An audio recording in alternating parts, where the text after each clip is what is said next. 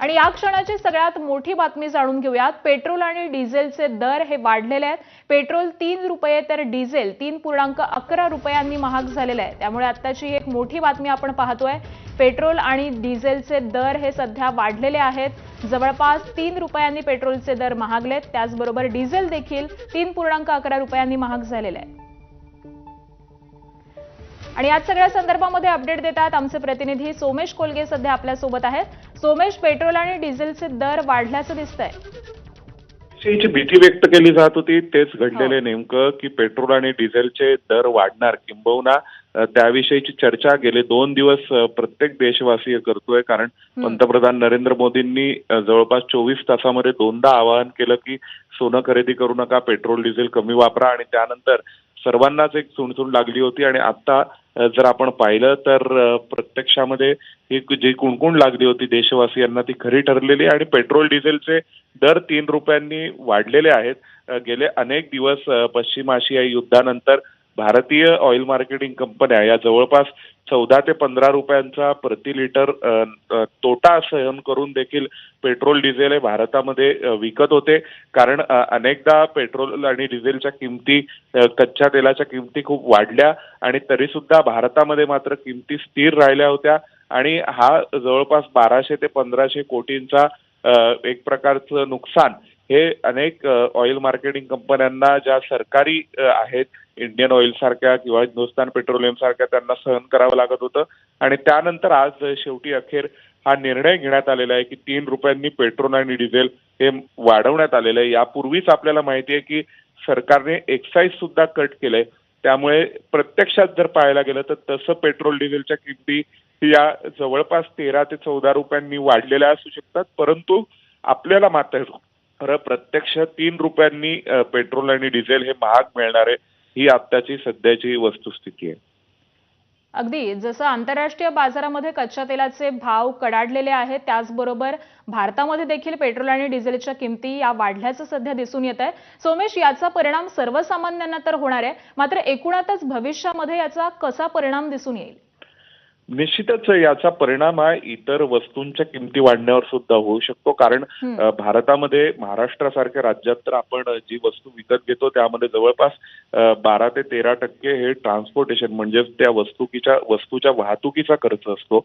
आणि आता ज्यावेळी 3 रुपयांनी पेट्रोल डिझेल महाग होईल तर त्याचा कास्केडिंग इफेक्ट ज्याला आपण म्हणतो, त्या कास्केडिंग इफेक्ट नुसार प्रत्यक्ष महागाईवर देखील त्याचा परिणाम होणार आहे। आता कालच जे आकडे आले त्यामध्ये आधीच घाऊक महागाई ही देशभरातली 42 आठवड्यांच्या उच्चांकांवर आहे, आणि त्याचवेळी आता रिटेल इन्फ्लेशन मध्ये या ट्रान्सपोर्टेशन कॉस्ट ऍड झाली, तर प्रत्यक्ष पेट्रोल डिझेलच्या वाढलेल्या किमतींमुळे सुद्धा त्याचा एक नकारात्मक परिणाम कदाचित दिसू शकतो।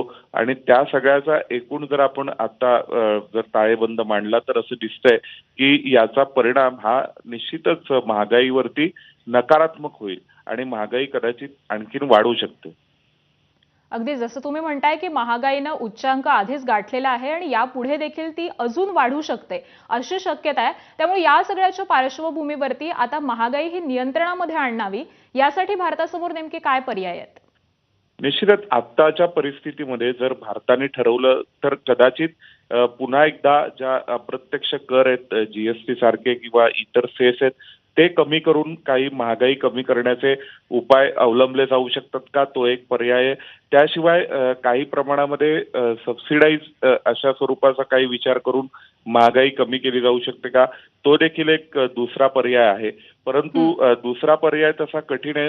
अप्रत्यक्ष कर थोडेसे कमी करणं हा एक पर्याय असू शकतो, पण आता प्रत्यक्षात ते पाहावं लागेल की खरोखरच जे काल आपण आकडे ऐकले ते घाऊक महागाई दराचे होते। प्रत्यक्ष जो त्याचा रिटेल इन्फ्लेशन रेट असतो, म्हणजे जो प्रत्यक्ष ग्राहकांना सहन करावा लागतो, त्यावरती त्याचा कितपत परिणाम होणार आहे आणि तो किती भीषण असणार आहे, त्यावरती कदाचित याबाबतचे भविष्यातले निर्णय घेतले जातील। परंतु काही ना काही तरी पर्याय हे आता पडताळून पाहावे लागतील सरकारला। निश्चित त्यामुळे आता येणाऱ्या काळामध्ये ही महागाई किती उच्चांकापर्यंत जाते हे पाहणं अत्यंत महत्त्वाचं असणार आहे। सध्या मात्र पेट्रोल आणि डिझेलचे दर हे वाढताना दिसत आहेत। पेट्रोलचा दर हा 3 रुपयांनी तर डिझेल 3.11 रुपयांनी महाग झालेले आहे। आंतरराष्ट्रीय बाजारपेठेमध्ये ज्या घडामोडी घडतात, कच्च्या तेलाचे भाव हे कडाडलेले आहेत आणि याचाच परिणाम हा भारतावरती झाल्याचं सध्या दिसून येत आहे। मुंबईमध्ये पेट्रोलचे दर हे 106 रुपये 50 पैसे तर 106 रुपये 54 पैसे इतका प्रति लिटर हा वाढल्याचं दिसतंय। तर डिझेलचे नवे दर हे मुंबईमध्ये 93 रुपयांच्या घरामध्ये गेलेले आहेत। त्यामुळे मुंबईमध्ये याआधी देखील डिझेल आणि पेट्रोलचा दर हा वाढताना दिसत होता आणि त्यानंतर आता संपूर्ण देशामध्येच पेट्रोल आणि डिझेलचे दर हे वाढल्याचं दिसून येत आहे। सध्या मुंबईमध्ये डिझेलचा दर हा 93 रुपयांच्या घरामध्ये पोहोचलेला आहे तर पेट्रोलचा दर हा साधारणपणे 106 रुपये 50 पैसे ते 106 रुपये 54 पैसे इतका प्रति लिटर एवढा गेलेला आहे। त्यामुळे सध्या मात्र देशामध्ये महागाई ही सातत्याने वाढतानाचं चित्र आपल्याला दिसून येत आहे।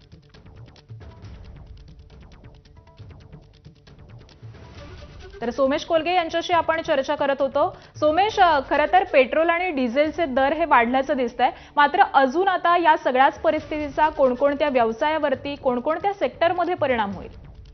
याचा परिणाम हा तसा प्रत्येक क्षेत्रावरती कुठल्या ना कुठल्या प्रमाणात प्रत्यक्षपणे किंवा अप्रत्यक्षपणे होईलच। आपल्याला सर्वांना माहिती आहे की डॉलरच्या तुलनेत रुपयाची किंमत ही घसरली होती आणि त्यामुळे आपण जेव्हा तेल विकत घेतो कच्चं तेल त्यावेळी ते डॉलरमध्ये किमती मोजाव्या लागतात आणि त्यामुळे जी डॉलरची किंमत वाढली होती रुपयाच्या तुलनेमध्ये, त्यामुळे एक प्रकारे भारतासारख्या देशाला अधिकचे रुपये मोजावेच लागत होते तेल विकत घेण्यासाठी। त्यामुळे त्या दृष्टीने सुद्धा तेल महाग झालेलं होतं आणि आता प्रत्यक्ष सरकारने देखील या सगळ्याचा धोरण अंमलबजावणीचा भाग म्हणून अखेर पेट्रोल डिझेलच्या किमती वाढवण्याचे निर्णय घेतलेले आहेत। त्याचा परिणाम म्हणून आता निश्चितच ज्या पेट्रोल डिझेलशी संबंधित म्हणजे एकतर त्यामध्ये प्रामुख्याने वाहतुकीचा विषय आला आणि या वाहतुकीमध्ये सुद्धा जी माल वाहतूक आहे, जी वस्तूंची वाहतूक आहे त्याच्यावरती याचा थेट परिणाम होईल। त्यामुळे देखील अनेक जी सर्वच क्षेत्र या सगळ्याशी संबंधित आहेत त्याच्यावरती याचा प्रत्यक्ष अप्रत्यक्ष तरी परिणाम दिसेल। तरी सुद्धा ही दरवाढ तशी तुलनेने कमी आहे, पण त्याचा परिणाम हा प्रत्यक्ष मार्केटमध्ये ज्यावेळी लोकांचा मार्केट रिस्पॉन्स कसा आहे आणि काही घटना किंवा काही गोष्टी या प्रत्यक्ष घडल्यानंतरच कळू शकतात। तर त्यानुसार आता प्रत्यक्ष ही आता दरवाढ अवलंबल्यानंतर आपल्याला कळेल की नेमकं याचा जमिनीवरती परिणाम कसा झालेला आहे आणि भारतीय बाजारांमध्ये त्याचा कसा परिणाम दिसतो। अगदी त्यामुळे याचा परिणाम काही दिवसांमध्ये आपल्याला दिसून येईलच। परंतु सोमेश, जसं आपण जर जागतिक पटलाचा विचार केला तर जगामध्ये काही देशांमध्ये अगदी कडक असे निर्बंध देखील लावण्यात आलेले आहेत, मात्र भारतामध्ये सध्या तरी फक्त सरकारकडून आवाहन करण्यात येत आहे। त्यामुळे आगामी काळामध्ये असे काही कडक निर्बंध लादले जातील अशी काही शक्यता आहे का? आता तर वातावरण निर्मिती त्याच दिशेने आहे की प्रत्येक जण जवळपास एक निर्बंध लादले जाणार का किंवा अंशतः लॉकडाऊन किंवा अशा स्वरूपाचं काही देशभरामध्ये परिस्थिती निर्माण होणार का, अशा विषयावरती चर्चा तर प्रत्येक देशवासियाच्या मनात ही चलबिचल सुरू आहे। परंतु इतर देशांच्या तुलनेत मात्र भारताने आपली परिस्थिती ही खूप चांगली सांभाळलेली आहे आणि अनेक दिवस भारताने पेट्रोल डिझेलच्या किमती आटोक्यामध्ये ठेवल्या। त्याशिवाय कोणत्याही स्वरूपाचे निर्बंध युद्ध सुरू झाल्यापासून अजूनपर्यंत आपल्या देशाने सर्वसामान्य नागरिकांवर आपल्या वाहतुकीवर निर्बंध लावलेले नाहीयेत आणि त्यासह प्रत्यक्षामध्ये भारताने रशियन तेल खरेदी असो, इराणकडून तेल खरेदी सुरू केलेली आहे आणि या सगळ्यामुळे ज्या आंतरराष्ट्रीय पातळीवरती काही पाऊल आणि निर्णय बदलले त्याचा परिणाम म्हणून सुद्धा भारत या किमती आटोक्यात ठेवू शकला इतके दिवसांपर्यंत। पण तरी सुद्धा ज्याला असं म्हणतात की एक प्रकारे जग हे एकमेकाशी जोडलं गेलेलं आहे आणि ज्यावेळी इतर कोणत्याही भारतासारख्या किंवा आत्ताच्या जगातल्या अर्थव्यवस्थेमध्ये इतर कोणत्याही देशाला जेव्हा फटका बसतो तेव्हा त्याचा परिणाम हा इतर त्याच्याशी संबंधित प्रत्येक देशावर अप्रत्यक्षपणे होत असतो आणि त्याचा म्हणून कुठे ना कुठेतरी आपल्याला एक आता हे चित्र पाहायला मिळते की शेवटी पेट्रोल डिझेलच्या किमती वाढलेल्या आहेत। त्यामुळे आता भविष्यामध्ये अशा स्वरूपाचे काही निर्बंध किंवा पेट्रोल डिझेल मर्यादित स्वरूपामध्ये त्याची विक्री करणं, असे काही ना काही उपाय अवलंबून पाहावे लागतील. परंतु दुसऱ्या बाजूला हे देखील तितकंच खरंय की प्रत्यक्ष जेव्हा कोविड सारखं संकट आलं तेव्हा लॉकडाऊन देशाने सहन केला. त्यानंतर त्याच दरम्यान रशिया युक्रेन युद्ध देखील सुरू झालेलं होतं आणि रशिया युक्रेन युद्धाचा फटका संपूर्ण जगाला बसला. त्यानंतर इस्रायल गाझा संघर्षाचा फटका जवळपास वर्षभर सगळ्या जगाला बसला आणि त्यानंतर आता पश्चिम आशियामधलं हे अमेरिका इस्रायल यांचं इराण सोबतचं युद्ध. तर या सगळ्यातून एक गोष्ट दिसते की आधीच भारताची अर्थव्यवस्था, भारतासारख्या देशाची अर्थव्यवस्था अनेक संकटांचा सामना करून यातून पुन्हा उभं राहण्याचा प्रयत्न करत होती आणि तितक्यात पश्चिम आशियामधलं हे युद्ध झालेलं आहे. आणि म्हणून जर आपण पाहिलं तर मोठ्या कष्टाने भारताने गेले कितीतरी दिवस आपला जो रेपो रेट आहे तो सुद्धा कमी ठेवला, कारण लोकांनी कर्ज घेतलं पाहिजे, कर्ज घेतलेलं असेल तर ते खर्च केलं पाहिजे, त्यानिमित्ताने एक रोलिंग अर्थव्यवस्थेमध्ये राहिलं पाहिजे. पण आता जर महागाई वाढत गेली तर त्याचा परिणाम पुन्हा या सगळ्या बाबींवर होणार आहे. आणि महागाई वाढत असताना जर लोकांनी खर्च करणंही बंद केलं तर एक प्रकारे मंदी आणि प्रत्यक्ष बेरोजगारी अशी दुहेरी स्टॅग्फ्लेशनची जी स्थिती निर्माण होते, ज्याला महागाई आणि बेरोजगारी अशा दोन्ही परिस्थिती एकाच वेळी निर्माण होते, तर असं जर भारतासारख्या देशामध्ये जर झालं तर ते आपल्यासारख्या अर्थव्यवस्थांना जास्त धोकादायक ठरू शकेल. त्यामुळे भारताची अर्थव्यवस्था ही आता पुन्हा रोल ऑन होत होती आणि परत एकदा आपण पाहिलं की गेले काही दिवस खूप चांगले आकडे हे आपण महागाई आटोक्यात होती, त्यानंतर आपला जो व्याजदर आहे तो देखील आपण कितीतरी दिवस स्थिर ठेवलेला आहे रेपो रेट रिझर्व्ह बँकेने.